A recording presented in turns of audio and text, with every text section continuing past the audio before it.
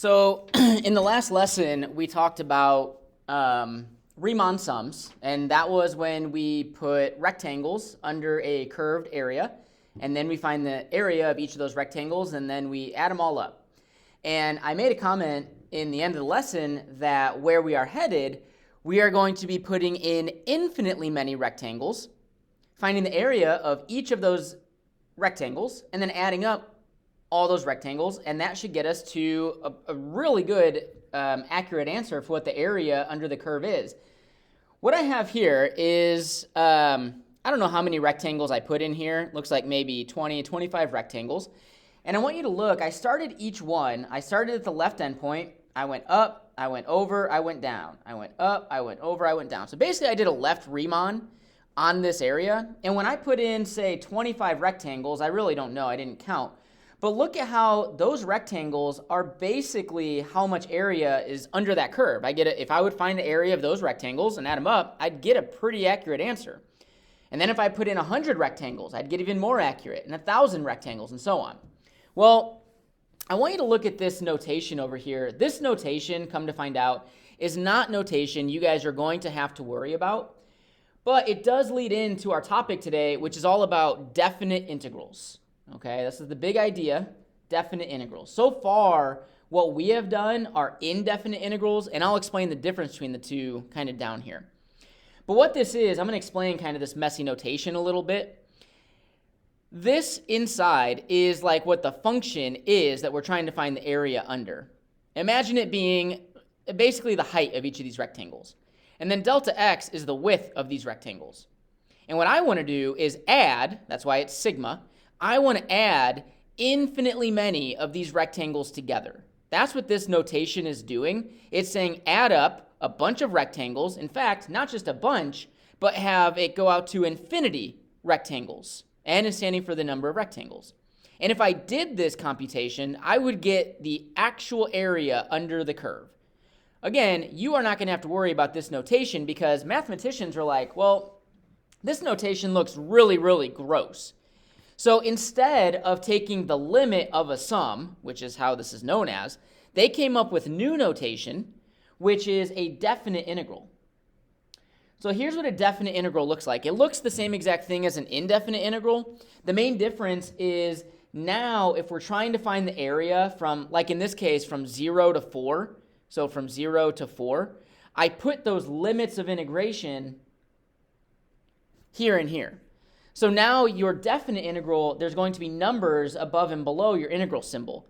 What this notation is saying, this is basically saying find the area under a curve from 0 to 4. That's what this is saying.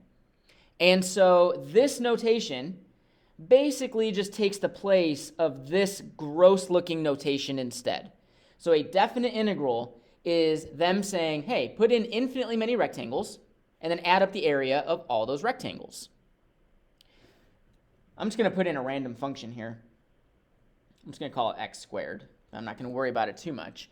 When you guys do a definite integral, again, this is finding how much area is underneath the curve and above the x-axis. An indefinite integral, if I did something like this is finding what the original function actually was to begin with. So they're doing two different things. An indefinite integral is finding what the original function was. A definite integral is finding area under a curve. We're going to do some definite integral problems today. When you calculate these things, this answer could turn out to be positive. Like you could do a definite integral and get a positive number.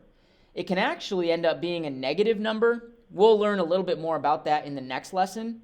But basically, if you have a function that goes below the x-axis like this, and we did a definite integral here, we would actually get a negative value. We'll talk more about why, like I said, in the next lesson. This actually could turn out to be 0 as well. Like you could have no area, and so we'll talk about that. But today's lesson is all about definite integrals. What does it mean? What are the problems asking for? And it's kind of, we'll actually do more definite integrals in this semester than we do indefinite. We'll do both for sure, but we actually spend a lot more time doing this. So let's jump into an example. It says, sketch the region whose area is given by this definite integral. Then use a geometric formula to evaluate the integral. Okay, let's talk about what this is asking us to find. When we see numbers on the integral, this is saying find area. Okay, so I'm going to draw a little coordinate plane. And the function that we're dealing with is the function, imagine this said like y equals 4 minus 2x. This is our function y equals 4 minus 2x. I want to graph that function on the coordinate plane. So the y-intercept is 4. It's just a line. The y-intercept is 4. The slope is negative 2. So down 2, right 1. Down 2, right 1. And I'm going to draw that line.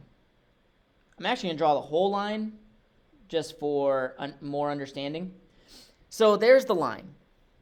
The region, I want to explain what these numbers are. That means that I am bounded by, think of these as like vertical lines. I'm bounded by the vertical line x equals 0, so like the y-axis right here. The vertical line x equals 2. These are just like my boundaries. I'm trying to find the region that I want the area of. When we do a definite integral, we're always bounded by the x-axis. And then I'm bounded by the actual function. So you can kind of see where all my boundaries are. I'm basically after the area of this little triangle right here. This definite integral is the same exact thing as saying find the area of this region right here. And we know how to find the area of any triangle. It's just 1/2 base times height. So 1/2, the base is 2, the height is 4. So 4. That means the answer to this question, like if this was a question posed to you on the homework, the answer to this definite integral, we would say this integral equals 4. Because this is standing for area, it's not standing for what the original function was. If I look at B, so imagine this is the line y equals 6. Okay, so I'm going to draw a coordinate plane.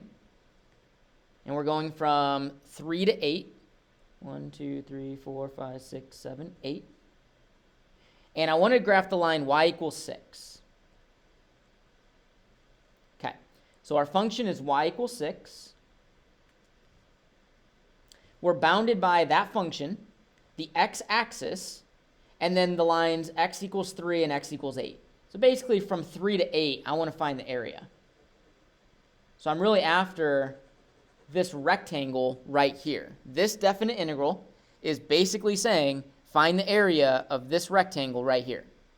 And we know how to find the area of a rectangle, just length times width. So 5 times 6. So that definite integral is equal to 30.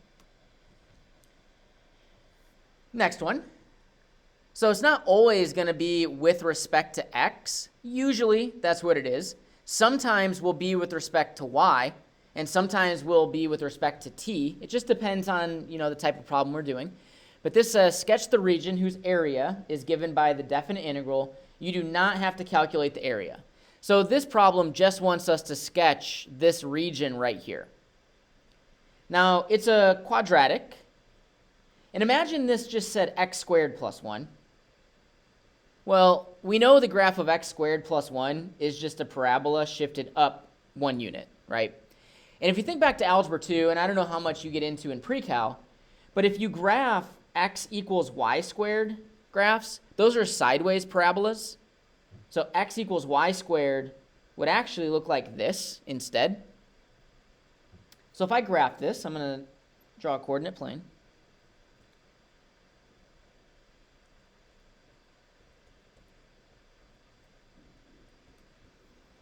Okay, so the first thing I want to do is sketch, imagine this as x equals y squared plus 1. Well, when we're dealing with an x squared plus 1, it shifts up 1 unit. When we're dealing with y squared plus 1, it's actually going to shift to the right 1 unit. So this parabola, y squared plus 1, would actually look like this. I doubt you're going to have to know this, to be quite honest with you. But I just wanted to put some more math in there to remind you guys of just things you've learned in the past. So this function is in terms of y. What that means is these limits of integration, that's what these are known as, These are now horizontal lines or y values. You know, before we were integrating from x equals 3 to x equals 8, or x equals 0 to x equals 2. Well, now we're integrating from 0 to 2, but these are y values. So from like 0 up to 2 here. And in this case, instead of being bounded by the x-axis, we're now bounded by the y-axis. It essentially flips everything instead of being x values to being y values. And so this definite integral would just be asking for whatever this area is right here. And next time we'll actually learn how to calculate that area if it's not a geometric shape that we actually know. But that's what that definite integral is representing right there. All right. Set up a definite integral that yields the area of the region shown. So now we're going in the other direction. Now I want to set up the definite integral. Okay, so if I want to set up this definite integral, I notice we're bounded by the x-axis, which means everything is going to be in terms of x's. So like my limits will be x values, we'll have dx on the end, everything's going to have x's in it. So I'm integrating from 1 to 4. Notice how it starts at 1, ends at 4. So I'm integrating from 1 to 4. All I really need is to figure out the equation of this function, the equation of this line. That's what's going to go inside of my definite integral. So the y-intercept is 1. The slope is 1/2. So it'd be 1/2 x plus 1. I don't have to write y equals 1/2 x plus 1. That's kind of implied. So I just put 1/2 x plus 1. And anytime we are writing integrals, whether it's indefinite or definite, we always have to close it with dx or dy or whatever the variable is. A lot of students forget to close it, and that becomes a big deal as we move through the semester. But this region is what this definite integral is represented by. All right, some properties. I'm going to just put these, instead of me just writing them, I'm going to put these up. If you want to pause this, that might be a good idea to pause it and jot these down. And I'm going to explain a couple of them. But these are some properties of definite integrals. Some are much more useful than others, but again, I would pause it, write these down, unpause it, and then I'll kind of explain some. So, a couple of things. If ever our lower and upper limit are the exact same values, then imagine us having no width to the rectangle. Like if we were integrating, just look at this graph here, for instance. If we were integrating from A to A, we would just have this vertical like segment. We would have no width, and that means we'd have no area. And so that would just equal 0 anytime those limits are the same. I don't know if that shows up often at all. Number 2 is one of the more important properties. So typically, you are going to be integrating from left to right. Like typically, when you have your limits, the smaller number will be on bottom. Okay? However, there will be problems that are given to you where the bigger number is on bottom. You are always allowed to flip these limits, and I would 100% encourage you to flip these limits by just switching the sign of your integral. So instead of integrating from b to a, I would write this as negative integral from 2 to 5. So I would always want to integrate from smaller to bigger. That's just me. And that's how you can combat that. Let's see.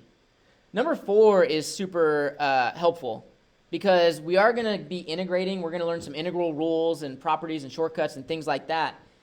This is a property that was in limits. It was in derivatives. But basically, if you have a constant being multiplied to some function inside the integral, you can actually pull that constant out in front and deal with it at the end.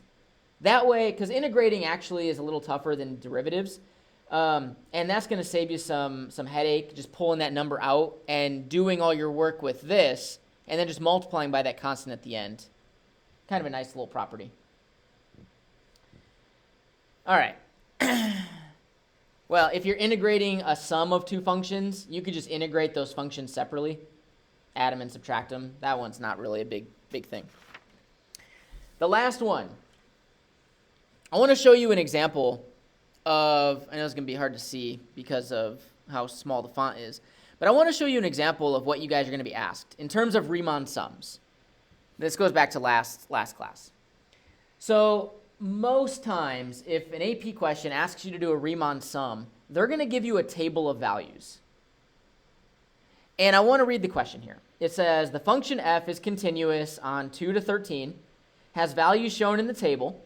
It wants us to use the intervals from 2 to 3, 3 to 5, 5 to 8, and 8 to 13. And it says, what's the approximation of the integral of f from 2 to 13 using a left Riemann sum? And that all seems really, really confusing or complicated as you read it. But really what this is asking, this is saying do a left Riemann sum with 4 subintervals. Basically, they want us to calculate the area of 4 rectangles and add them together. That's all this question is saying. Now, when you're given a table, I put this visual here. You're not going to do this visual, my guess will be. I'll show you a really quick way of doing it. But I wanted to put it here just for the very first table problem we did.